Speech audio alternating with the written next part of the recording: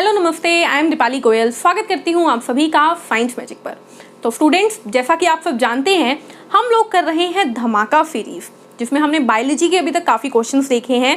आज की क्लास रहेगी आपकी वन लाइनर क्वेश्चन धमाका सीरीज फिजिक्स की, यानी भौतिक विज्ञान की। एक एक करके बहुत सारे वन लाइनर क्वेश्चंस हम फिजिक्स के देखेंगे और इसी तरीके से केमिस्ट्री भी चलेगी, ठीक है। तो ताकि जिससे कि क्या होगा कि आप लोगों की थ्योरी के साथ साथ प्रैक्टिस भी चलती रहेगी। एंड यस, आप लोग कह रहे हो कि अगर आप लोगों की मतलब डिमांड है कि मैम एमसीक्यू भी करवाओ, तो मैं एमसीक्यू क्वेश्चंस भी करवाऊंगी, ऑप्शन के साथ वाले क्वेश्चंस भी करवाऊंगी। बट स्टूडेंट्स, कुछ चीज़ें ना ऐसी होती है कि काफ़ी बार हमें कन्फ्यूज़न हो जाती है। जब हमें ऐसा होगा ना कि क्वेश्चन देखते ही आंसर पता होगा, तो हमें ऑप्शन की ज़रूरत नहीं पड़ेगी। और आप लोगों को अपने आप को इतना अच्छा बनाना है स्टडीज़ में, मतलब साइंस आपको इतनी अच्छे से आनी चाहिए कि आपको ऑप्शन की भी ज़रूरत ना पड़े, ठीक है। तो हम हर टाइप के क्वेश्चन देखेंगे, ऑप्शन वाले भी देखेंगे, बिना ऑप्शन वाले भी देखेंगे, सारे टाइप के क्वेश्चन देखेंगे। शुरू करते हैं फिजिक्स के पहले क्वेश्चन के साथ, जो कि आपको यहाँ दिखेंगे, मैं फ़ोन पर देखती हूँ। फर्स्ट क्वेश्चन है, blades of a wind mill possesses which energy which make them move by wind। इसका मतलब क्या है क्वेश्चन का स्टूडेंट्स? देखो, विंड मिल क्या होता है? वो जो पंखा होता है ना, जिसके चलने से ऊर्जा बनती है, ठीक है, जिससे बिजली बनती है, ठीक है। वो वाले पंखे की बात कर रहे हैं, जो इतना बड़ा सारा पंखा होता है और ऐसे घूम रहा होता है। बड़े बड़े जैसे कि लैंड होती है जो खुली, वहाँ पर होता है, या फार्म्स में होता है, मतलब खेतों में लगे हुए होते हैं काफ़ी बार, वो वाले पंखे। अब ये पूछ क्या रहा है, विंड मिल के अंदर ऐसी कौन सी ऊर्जा होती है पहले से मौजूद, जो कि हवा आने से चल पड़ती है, ठीक है। तो वो ये क्वेश्चन में पूछ रहा है। तो सोचो, विंड मिल के अंदर कौन सी ऊर्जा हो सकती है? सोचिए। देखो, आप लोग जानते हो कि ये है एक विंड मिल, कुछ इस तरीके की होती है ना, कुछ इस तरीके की होती है विंड मिल, ठीक है। ये बोल रहा है कि इसमें ऐसी कौन सी ऊर्जा होती है जो कि हवा से इसको चला देती है, ठीक है। तो आप अच्छे से जानते हो कि कोई भी चीज जब ऊंचाई पे हो तो उसमें कौन सी ऊर्जा होती है? उसमें होती है पोटेंशियल एनर्जी। क्या होती है? पोटेंशियल एनर्जी, यानी स्थितिज ऊर्जा होती है, यानी स्थितिज ऊर्जा होती है। जानते हो ना आप लोग? चलिए, बस ये इसका आंसर हो गया कि विंड मिल में कौन सी ऊर्जा होती है? स्थितिज ऊर्जा। एक बार रिवाइज कर लेते हैं। स्थितिज ऊर्जा क्या चीज थी? ऐसी ऊर्जा जो कि जगह यानी पोजीशन की वजह से हो, उसे बोलते हैं स्थितिज ऊर्जा। जब कोई चीज अपनी सरफेस से एक ऊंचाई पे होती है तो उसमें क्या होती है? पोटेंशियल एनर्जी, यानी स्थितिज ऊर्जा होती है। अगर मैं बोलूं दीवार पे लटके पंखे में कौन सी ऊर्जा है, आप बोलोगे पोटेंशियल एनर्जी। अगर मैं बोलूं टंकी में पड़े पानी में कौन सी ऊर्जा है, आप बोलोगे पोटेंशियल एनर्जी। अगर मैं आपको बोलूं कि अगर वो पंखा चल पड़ता है तो उसमें कौन सी ऊर्जा है, आप बोलोगे पोटेंशियल भी है ऊंचाई की वजह से, और चलने की वजह से क्या है? काइनेटिक, यानी गतिज ऊर्जा भी है, यानी यांत्रिक ऊर्जा है, मैकेनिकल ऊर्जा है। तीन चीजें बता दी मैंने आपको। पोटेंशियल एनर्जी क्या होती है? जो कि जगह पे विराम की वजह से हो, रेस्ट की वजह से हो। एक मैंने बताया काइनेटिक ऊर्जा क्या होती है, यानी जो गति की वजह से हो, गतिज। और इन दोनों के सम को क्या कहते हैं? इन दोनों को मिला के कहते हैं यांत्रिक ऊर्जा, यानी मैकेनिकल एनर्जी, ठीक है। तो तीनों चीजें आपकी इस क्वेश्चन में क्लियर हो जाती है। फर्स्ट क्वेश्चन का आंसर क्या आ गया? कौन सी ऊर्जा होती है विंड मिल के अंदर? तो विंड मिल में होती है पोटेंशियल एनर्जी। तो पहले क्वेश्चन का आंसर पोटेंशियल एनर्जी। चलते हैं दूसरे क्वेश्चन पे। दूसरा क्वेश्चन हमारे पास है, which device is used to complete और ब्रेक एन इलेक्ट्रॉनिक सर्किट। किसी सर्किट को चलाने या रोकने के लिए कौन सा यंत्र काम आता है? तो देखो, सीधी सी बात है, हमें पंखा चलाना है तो हम क्या करेंगे? बटन दबाएंगे, स्विच दबाएंगे। पंखा बंद करना है तो क्या करेंगे? स्विच बंद कर देंगे। यानी कि किसी भी सर्किट को चलाने के लिए या बंद करने के लिए क्या काम आता है? स्विच काम आता है। तो आंसर क्या आ गया? स्विच, ठीक है। अब यहीं से एक और चीज याद रखो कि स्विच दिखाते कैसे हैं। तो देखो, ऐसे बना होता है स्विच, या तो ऐसे होगा या इन दोनों को ऐसे बंद कर देंगे। इसका मतलब क्या है? देखो, अगर ये एक सर्किट से कनेक्टेड है, ठीक है, इसका मतलब क्या है स्टूडेंट्स? स्विच जो है वो ऑफ है। स्विच क्या है? ऑफ है, बटन बंद है। इसका मतलब क्या है? स्विच ऑन है, बटन चालू है। क्या मतलब? देखो, बटन चालू होगा तो पूरा एक सर्किट बन गया, तो इसमें करंट, बैटरी भी लगा दो, करंट फ्लो करेगा, ठीक है, करंट फ्लो करेगा। लेकिन यहाँ पर देखो, अगर बैटरी लगा दी मैंने, करंट निकला भी तो यहाँ के रुक जाएगा क्योंकि आगे जाने की जगह ही नहीं है। तो वह क्या कौन होता है जो कि एक सर्किट को चलाता है या बंद करता है? वह होता है स्विच, ठीक है। और स्विच को कैसे दर्शाते हैं? या तो ऐसे, स्विच के लिए सिंबल या तो ये वाला यूज होता है, ये ऑफ का, ये ऑन का, या फिर ये वाला यूज होता है। इसका मतलब क्या है? इसका मतलब है ऑन और इसका मतलब क्या है? ऑफ। क्लियर है ये बात? याद रहेगी ये बात? चलिए अगले क्वेश्चन पे चलते हैं, क्वेश्चन नंबर 3। तीसरा क्वेश्चन हमारे पास है, principle used in working of an atom bomb. परमाणु बम किस आधार पर काम करता है या किस सिद्धांत पर काम करता है? तो यहां से आपको 2 क्वेश्चन याद रखने हैं। एटम बम जो है वो काम करता है स्टूडेंट्स न्यूक्लियर फिजन पे, न्यूक्लियर फिजन पे, यानी नाभिकीय विखंडन पर काम करता है। कौन? एटम बम, ठीक है। और इसके अंदर कौन सा तत्व यूज होता है, कौन सा एलिमेंट यूज होता है? तो याद रखिएगा ज्यादातर यूरेनियम यूज होता है, ज्यादातर यूरेनियम, वरना प्लूटोनियम भी हो जाता है, लेकिन यूरेनियम मेन याद रखना है। एटम बम क्या होता है? एटम बम में यूरेनियम को तोड़ दिया जाता है, ठीक है। फ्यूजन का मतलब, विखंडन का मतलब होता है टूटना। जब किसी के नाभिक पर इतनी ऊर्जा दी जाए कि वो टूट जाए, वह है न्यूक्लियर फ्यूजन, और यह यूज होता है एटम बम पे। इसी के साथ याद रखना है हाइड्रोजन बम। आजकल तो है ना हाइड्रोजन बम का ही जमाना है, क्योंकि हाइड्रोजन जो है उसी के बनते हैं आजकल बम। तो हाइड्रोजन बम किस पर काम करता है अगर पूछ लिया जाए, तो वो काम करता है न्यूक्लियर फ्यूजन पे, यानी नाभिकीय संलयन में, संलयन पे, यानी कि यहां पर नाभिक आपस में आकर जुड़ जाते हैं, ठीक है, फ्यूज हो जाते हैं। क्लियर है ये बात? चलिए नेक्स्ट क्वेश्चन पे चलते हैं, क्वेश्चन नंबर 4 पे। क्वेश्चन नंबर 4 क्या है? Unit use to measure the depth of the sea. समुद्र की गहराई मापने के लिए कौन सी इकाई का प्रयोग किया जाता है? तो देखिए, समुद्र की गहराई मापने के लिए फैथम, किसका? फैथम यूनिट का इस्तेमाल किया जाता है। किसका? फैथम का, ठीक है। जैसे मैं बोलूंगी ना कि किसी चीज की लंबाई नापने के लिए हम क्या यूज करते हैं? मीटर, सेंटीमीटर, किलोमीटर, लंबाई मापने के लिए या दूरी मापने के लिए, उसी तरीके से गहराई मापने के लिए फैथम का इस्तेमाल किया जाता है। और एक फैथम बराबर लगभग 6 फीट होता है। एक फैथम बराबर लगभग 6 फीट होता है। क्लियर रहेगी ये बात? आगे बढ़े, नेक्स्ट क्वेश्चन पे चलते हैं, question number 5। Astigmatism corrected by which lens. अबिंदुकता किसके उपचार, अबिंदुकता के उपचार में कौन सा लेंस प्रयोग किया जाता है? तो एस्टिग्मेटिज्म कौन सी बीमारी होती है स्टूडेंट? आंखों से रिलेटेड बीमारी होती है, और इसके उपचार में यूज किया जाता है साइलेंड्रिकल लेंस। कौन सा?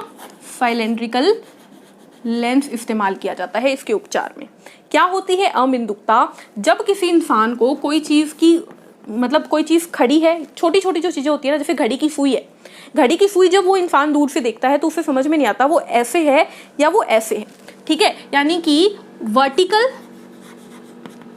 ऊर्ध्व, और हॉरिजॉन्टल यानी क्षैतिज, ये देखने में दिक्कत होती है। तो वो कौन से यूज करता है? साइलेंड्रिकल लेंस यूज करता है। कौन से लेंस यूज करता है?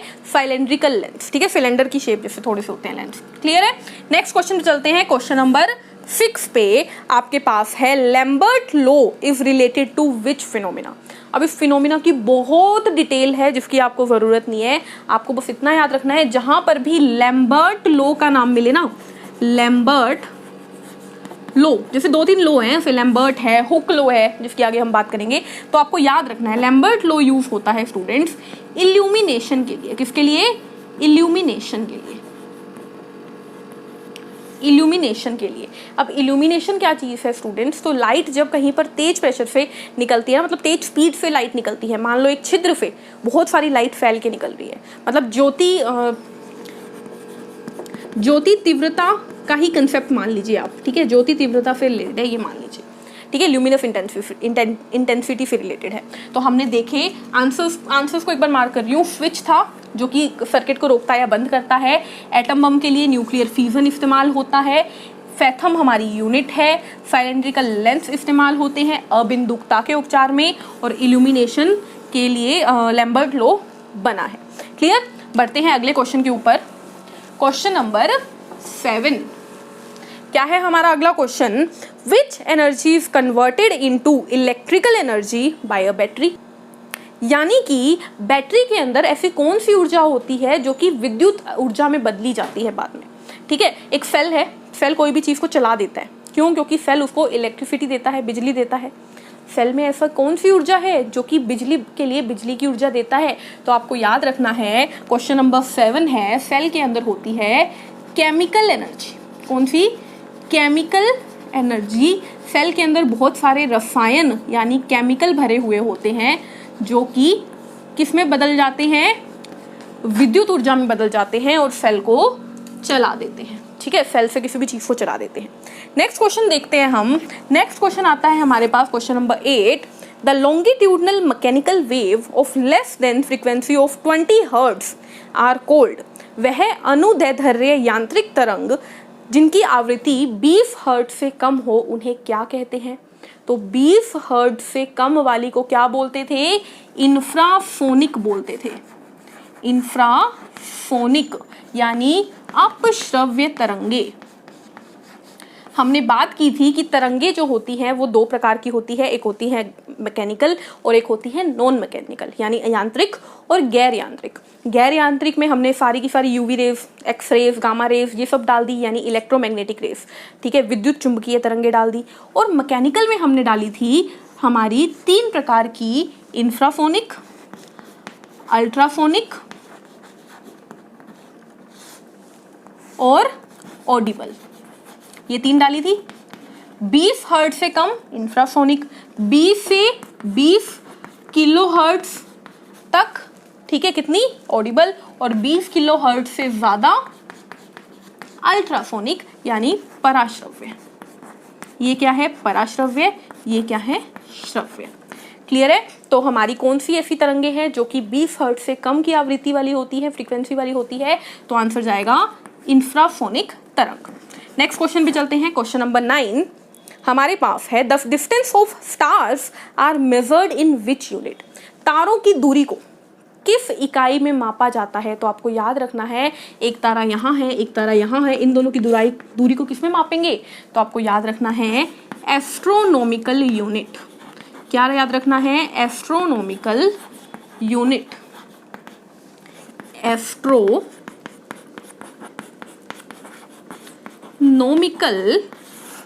इकाई, और इसको लिखते हैं AU से। और आपको ये भी याद रखना है, 1 AU बराबर होता है 1.496 गुना 10 की पावर 11 मीटर के। किसके? 1 AU बराबर होता है, यानी ये कितना है? 1.496 गुना 10 की पावर 11 मीटर के।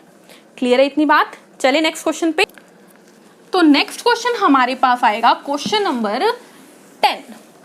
क्वेश्चन नंबर 10 हमारे पास कौन सा है? हमारे पास है, Albert Einstein was awarded the Nobel prize for which phenomena.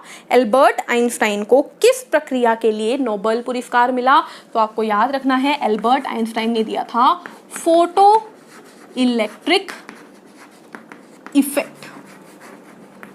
क्या दिया था? फोटो इलेक्ट्रिक इफेक्ट यानी प्रकाश विद्युत प्रभाव के बारे में बताया था इन्होंने। क्या था ये था कि अगर ये कोई मेटल है, ये क्या है? कोई मेटल है, यानी ये कोई धातु है, और इसके ऊपर हम कोई क्या फेंकते हैं? एक लाइट की रे फेंकते हैं या कोई भी ऐसी वेव, तरंग फेंकते हैं जिसकी कोई एक खुद की आवृत्ति होती है, तो इस पे टकराने से वो तरंग जो है इसका इलेक्ट्रॉन निकालेगी। ठीक है, इलेक्ट्रॉन निकालेगी। तो इस प्रभाव को कहते हैं, देखो, फोटो की वजह से फोटो मतलब प्रकाश की वजह से इलेक्ट्रॉन निकला यानी विद्युत प्रभाव हुआ, इसे बोलते हैं फोटो इलेक्ट्रिक इफेक्ट। किसने बताया? एल्बर्ट आइंस्टाइन ने बताया। क्लियर है? नेक्स्ट क्वेश्चन देखते हैं, question number 11। Electric motor convert the electric energy into which energy? जो हमारी विद्युत मोटर होती है घरों में, वो हमारी विद्युत ऊर्जा को किस ऊर्जा में बदलती है?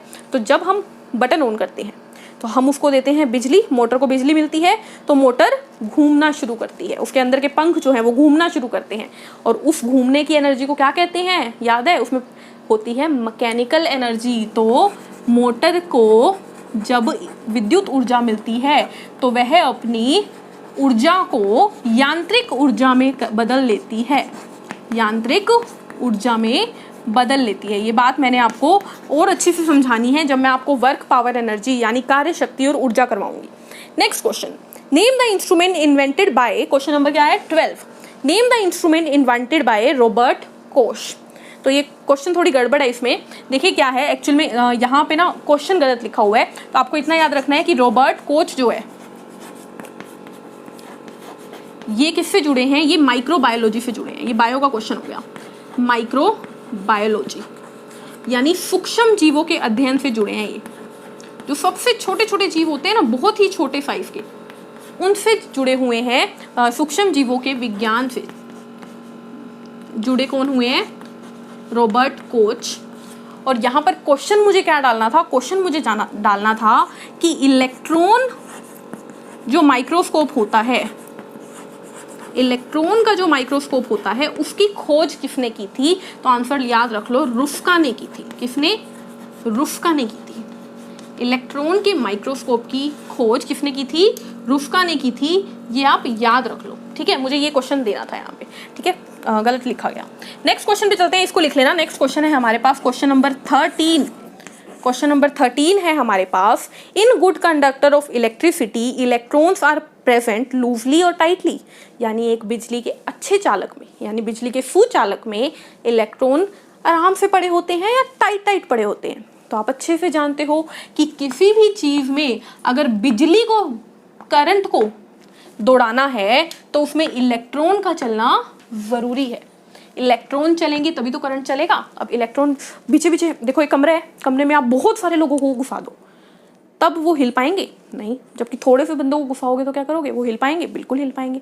बस इलेक्ट्रॉन कैसे होंगे? फ्रीली यानी लूजली पड़े होंगे, तब वो गुड कंडक्टर ऑफ इलेक्ट्रिसिटी कहलाएगा। जैसे कि एग्जाम्पल क्या है? मेटल में यानी धातु में इलेक्ट्रॉन क्या होते हैं? लूजली पड़े होते हैं, जबकि अधातु में टाइटली पड़े होते हैं, इसीलिए वो बैड कंडक्टर ऑफ इलेक्ट्रिसिटी होते हैं, बिजली के कुचालक होते हैं। क्लियर? नेक्स्ट क्वेश्चन पे चलते हैं, question number 14। 1 barrel of oil is equal to how many litre? तो ये क्वेश्चन बड़ा ही सिंपल है, याद कर लेना बस। एक बैरल में कितने लीटर होते हैं? बोल देते हैं ना, ये ऑयल का एक बैरल है, इसमें कितने लीटर होते हैं? तो आपको याद रखना है 159 लीटर होते हैं एक बैरल में, ठीक है? इस टाइप का क्वेश्चन हरियाणा पुलिस में पूछा गया था, तब गैलन की बात की गई थी, वो मैं क्वेश्चन करवा चुकी हूँ। यहाँ पर बैरल की मैं बात कर रही हूँ, इसीलिए। क्लियर है? नेक्स्ट क्वेश्चन पे चलते हैं, क्वेश्चन नंबर 15 पे। चलिए क्वेश्चन नंबर 15 पे चलते हैं।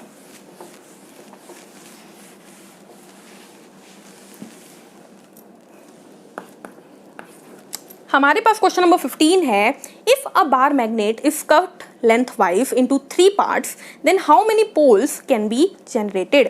यदि एक बार चुंबक को लंबाई में 3 हिस्सों में काट दिया जाए तो कितने चुंबक या कितने पोल बनेंगे? ठीक है, कितने पोल बनेंगे? तो देखो, ये एक चुंबक है जिसका ये नॉर्थ है, ये साउथ है। ये बात मैंने अच्छे से बताई हुई है, नहीं बताई हुई तो याद रख लो। जब एक चुंबक को तोड़ते हैं ना, मान लो मैंने इसको 2 टुकड़ों में तोड़ दिया तो मेरे पास 2 चुंबक बने, ठीक है? तो इसमें आएगा, दोबारा से ऐसा नहीं होगा कि ये बन जाएगा, बिल्कुल नहीं। यदि एक चुंबक को मैंने 2 हिस्सों में तोड़ा तो ऐसा नहीं है कि हमारे पास नॉर्थ अलग आ जाएगा, साउथ अलग आ जाएगा, बिल्कुल नहीं। जब भी हम एक चुंबक को 2 हिस्सों में तोड़ते हैं तो वो दोबारा से 2 पोल बना लेता है। कितने पोल बना लेता है? 2 पोल बना देता है। यानी कि आप कितना ही छोटा चुंबक लो, उसमें नॉर्थ और साउथ होंगे ही होंगे, उत्तर और दक्षिण होंगे ही होंगे। क्वेश्चन क्या था? क्वेश्चन था हमारे पास, ये चुंबक है, इसको हमने 3 हिस्सों में तोड़ दिया, ये 1, ये 2 और ये 3।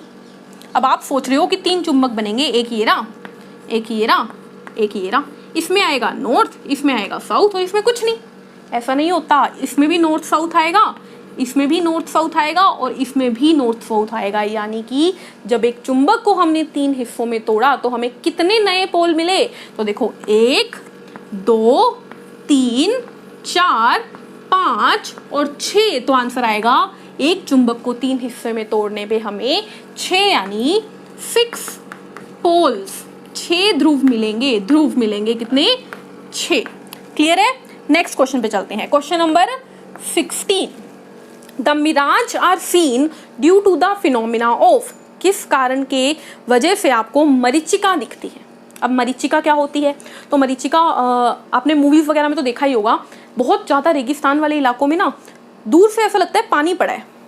वो क्यों होता है? या फिर ऐसा होता है जब हम बहुत धूप में, बहुत गर्मी में गाड़ी में जा रहे हैं, बस में जा रहे हैं, हम पीछे से जब बस की आगे वाली सीट को देखते हैं तो हमें सड़क पे पानी पड़ा हुआ दिखता है दूर तक, मतलब दूर वाली सड़क पे पानी पड़ा है, लेकिन हम पास पहुँच रहे हैं तो वहाँ पे पानी नहीं होता। वो क्या है? वो मरीचिका है। यानी कि हमारी आंखों का मतलब भुलक्खा कह देते हैं ना, जैसे कि भुलेखा लग गया, वो है ये। ठीक है, तो मरीचिका मिराज क्यों बनता है? तो आपको याद रखना है, ये बनता है टोटल इंटरनल रिफ्लेक्शन की वजह से। मुझे आपको ये दोनों चैप्टर करवाने हैं, लाइट भी करवाना है जिसमें आपको ये चैप्टर के बारे में अच्छे से बताऊंगी, ये क्या होता है, या फिर डिस्पर्सन क्या होता है, या फिर लेंस क्या होते हैं, शीशे मिरर क्या होते हैं, बात करेंगे। और जब मैग्नेट करवाऊंगी तो ध्रुवों के बारे में बात करेंगे। टोटल इंटरनल रिफ्लेक्शन यानी कि कुल आंतरिक परिवर्तन, कुल आंतरिक परिवर्तन। क्लियर है? चलिए नेक्स्ट क्वेश्चन पे चलते हैं। नेक्स्ट क्वेश्चन है हमारे पास क्वेश्चन नंबर 17। क्या है? देखिए, in the visible spectrum which colour has the longest wavelength. हमारा जो दृश्य स्पेक्ट्रम है उसके अंदर सबसे ज्यादा वेवलेंथ, तरंग दैर्ध्य किसकी होती है? तो बताओ जल्दी से। हमारे पास 7 कलर कौन से होते हैं? VIBGYOR, यानी वॉयलेट, बैंगनी, Indigo, blue, green, yellow, orange और रेड। और मैंने बताया था जैसे जैसे नीचे जाते हैं लैम्डा यानी वेवलेंथ बढ़ती है, वेवलेंथ बढ़ती है, और नीचे जाते वक्त फ्रीक्वेंसी क्या होती है?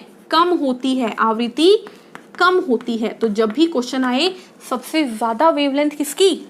तो रेड की, लाल रंग की। सबसे कम वेवलेंथ किसकी? तो वॉयलेट की। सबसे कम आवृत्ति, फ्रीक्वेंसी किसकी? रेड की। सबसे ज्यादा फ्रीक्वेंसी किसकी? वॉयलेट की। क्लियर रहेगी ये बात? नेक्स्ट क्वेश्चन पे चलते हैं। अच्छा, ये भी पूछा जा सकता है, स्कैटरिंग। स्कैटरिंग का क्या होता है नीचे जाते वक्त? तो स्कैटरिंग भी जैसे जैसे हम नीचे जाते हैं ना तो क्या होती है? घटती है। स्कैटरिंग कम होती है। स्कैटरिंग का मतलब क्या है? देखो, अगर आपको बोले कि हमें आसमान नीला क्यों दिखता है, बताओ नीला क्यों दिखता है? क्योंकि आसमान में क्या होता है? नीले रंग का विखंडन या स्कैटरिंग मतलब फैलाव जो है वो ज़्यादा होता है, लाल रंग का कम होता है। क्यों? क्योंकि हम देख ही रहे हैं सबसे ज़्यादा फैलाव किसका आएगा? इसका, उसके बाद इसका, उसके बाद इसका। इन तीनों का मिलके हमें स्काई ब्लू कलर दिखता है आसमान का। ठीक है, और इसका विखंडन सबसे कम होता है। नेक्स्ट क्वेश्चन पे चलते हैं। और अच्छे से समझ में आएगा, बोल रही हूँ ना, ये चैप्टर करवाना है, प्रकाश चैप्टर करवाना है, सब समझ में आ जाएगा। In which medium sound travel faster, यानी किस माध्यम में किस माध्यम में, मैंने आंसर बता दिया, किस माध्यम में ध्वनि जो है सबसे तेज चलती है? तो ध्वनि सबसे तेज चलती है ठोस में, यानी सॉलिड में। ठीक है, ये क्वेश्चन बहुत इंपॉर्टेंट है। आपको बोल दिया जाएगा सॉलिड लिक्विड गैस में से किस में ध्वनि तेज है? सॉलिड में। आपके पास पानी है, आपके पास हवा है, आपके पास कार्बन डाइऑक्साइड है, आपके पास लकड़ी है। हवा किस में ज़्यादा तेज जाएगी? आवाज़ किस में ज़्यादा तेज जाएगी? लकड़ी में। यानी जहाँ पर भी ठोस दिखे ना, आंसर लगा देना। क्वेश्चन नंबर 19 देखते हैं अब। नेक्स्ट क्वेश्चन, क्वेश्चन नंबर 19 है, insect can move on the surface of water without sinking due to the phenomena of. जो इंसेक्ट होते हैं यानी जो मक्खी मच्छर होते हैं, पानी की सतह पर बिना डूबे चल लेते हैं। क्यों? ऐसा आपने देखा है? पानी, एक गिलास में पानी पड़ा है, हमें दिखता है कि मच्छर ऊपर ऊपर उसके खड़ा है, हम तो पानी पे नहीं चल सकते, अंदर डूब जाएंगे। मच्छर कैसे चल लेते हैं? वो इसीलिए क्योंकि पानी के अंदर क्या होता है? सरफेस टेंशन होता है। अब इस बात को समझाती हूं मैं, पहले आंसर लिख लो। क्या होता है पानी में? पृष्ठ तनाव होता है, पृष्ठ तनाव होता है। इस बात का मतलब समझो। देखो जो पानी है ना हमारा, ये तो सरफेस टेंशन क्या है कि मान लो ये पानी का सरफेस है, ये क्या है, पानी का सरफेस। और आप जानते हो पानी किससे बना होता है, काफी सारे पानी के मॉलिक्यूल से। और जब ये पानी के मॉलिक्यूल मॉलिक्यूल मॉलिक्यूल मॉलिक्यूल ये सारे मॉलिक्यूल जो हैं आपस में एक दूसरे को क्या करते हैं, खींच के रखते हैं। यानी पानी चाहता है कि मैं इकट्ठा होके रखूं। जमीन पे पानी गिर जाता है तो वो इकट्ठा होना चाहता है हमेशा। तो इस वजह से स्टूडेंट्स क्या होता है, जब ये पानी के मॉलिक्यूल्स आपस में रहना चाहते हैं ना, तो एक तरीके से ये इसके ऊपर एक मेम्ब्रेन बना देते हैं। क्या बना देते हैं, एक मेम्ब्रेन, एक बहुत ही पतली सी झिल्ली, ना बराबर सी झिल्ली। अब इसका साइज इतना छोटा है, मच्छर के पैरों का साइज भी बहुत छोटा है, तो वो इसके ऊपर रख लेते हैं और वो चल पाते हैं, क्योंकि झिल्ली बनी हुई है पानी के ऊपर। किस वजह से, पानी के पृष्ठ तनाव की वजह से। क्लियर है। इसके बाद चलते हैं हमारे नेक्स्ट क्वेश्चन के ऊपर। तो हमारा नेक्स्ट क्वेश्चन है क्वेश्चन नंबर 20। क्या है, इलेक्ट्रोलाइसिस का फिनोमिना किसने दिया। तो इलेक्ट्रोलाइसिस के बारे में किसने बताया था, तो आपको याद रखना है फेराडे ने बताया था कि इलेक्ट्रोलाइसिस क्या चीज है।